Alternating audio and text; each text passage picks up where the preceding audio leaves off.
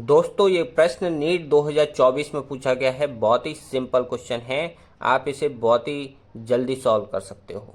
कैसे? देखिए, निम्नलिखित परिपथ में टर्मिनल ए व टर्मिनल बी के तुल्य धारिता है। ये टर्मिनल ए है, टर्मिनल बी है, इनके बीच में तुल्य धारिता क्या है ये हमें बताना है। ये विकल्प दिए गए हैं, तो देखिए कैसे निकालेंगे। देखिए, ये हमें दिया गया है परिपथ।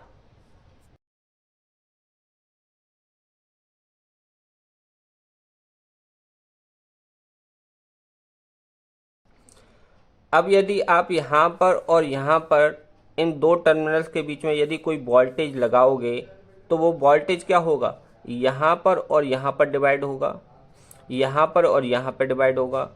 तो ये सभी की वैल्यू बराबर हैं तो यहाँ पर जितना वोल्टेज डिवाइड होगा उतना ही यहाँ पर डिवाइड होगा, जितना वोल्टेज यहाँ होगा उतना ही यहाँ होगा, जितना यहाँ होगा उतना ही यहाँ होगा। तो ये जो टर्मिनल हैं उन पर भी सेम वोल्टेज मिलेगा और सेम वोल्टेज होगा तो इसमें से कोई करंट नहीं बहेगी। ये क्या है, संतुलित अवस्था में है।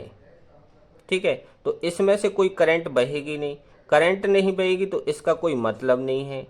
ये वाला जो कैपेसिटर है उसका कोई मतलब नहीं है। ठीक है, क्योंकि ये संतुलित अवस्था में है। ठीक है, तो इसका कोई मतलब नहीं है।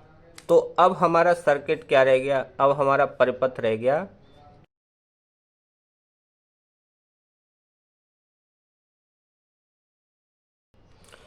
अब देखिए, ये और ये दोनों केस में है श्रेणी क्रम में। श्रेणी क्रम में तुल्य धारिता क्या होती है, C बराबर C1 C2 upon C1 plus C2 ये होती है। ठीक है, तो यहाँ पर वैल्यू रखोगे C1 C2 की तो क्या आएगा, 2 × 2/2 प्लस 2, ये हो गया 4/4, कितना आ गया 1। तो ये आ गया 1 माइक्रोफैरड। ऐसे ही इसको भी निकालोगे तो कितना आएगा, 1 माइक्रोफैरड। 1 माइक्रोफैरड और 1 माइक्रोफैरड ये दोनों अब किस में आ गए, समांतर क्रम में। ठीक है, ये 1 माइक्रोफैरड, ये 1 माइक्रोफैरड, दोनों किस में आ गए, समांतर क्रम में।